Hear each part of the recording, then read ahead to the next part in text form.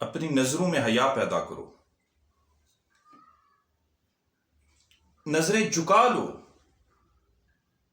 ایک نظر کے اٹھنے کی وجہ سے، اس آنکھ میں بے حیائی کی وجہ سے، اس نظر کا بے حیا ہو جانے کی وجہ سے میرے بھائی سارا جسم گناہ میں مبتلا ہو جاتا ہے، سارا جسم۔ آپ کو مثال دیتا ہوں، آپ نے کسی باغ میں ایک سیب دیکھا کس نے؟ آپ کی آنکھوں نے۔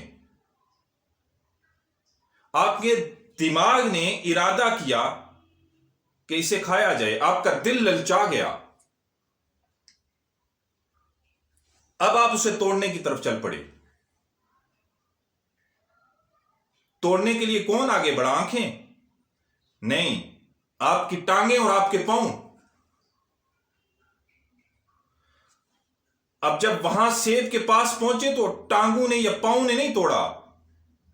کس نے توڑا؟ آپ کے ہاتھوں نے۔ کیا آپ کی ٹانگوں نے سیب کو کھایا؟ آپ کے ہاتھوں نے سیب کو کھایا؟ آپ کی آنکھوں نے سیب کو کھایا؟ نہیں۔ کھایا کس نے؟ منہ نے۔ کیا منہ نے اپنے پاس رکھا؟ نہیں، اس نے پیٹ میں بھیج دیا۔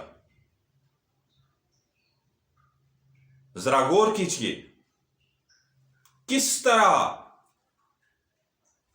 جسم کے سارے اعضاء صرف ایک کے نظر کے اٹھنے کی وجہ سے گناہ میں مبتلا ہو رہے ہیں، مصیبت میں مبتلا ہو رہے ہیں۔ اب باغ کے مالک کو یا وہ باغ کا جو مالی ہے اسے یہ پتا چل گیا کہ سیب آپ نے توڑا ہے، اور اس نے جب ڈنڈے مارے تو ڈنڈے کہاں پڑے؟ پیٹھ پر۔ پیٹھ کا قصور کوئی نہیں تھا۔ قصور کس کا تھا؟ آنکھوں کا۔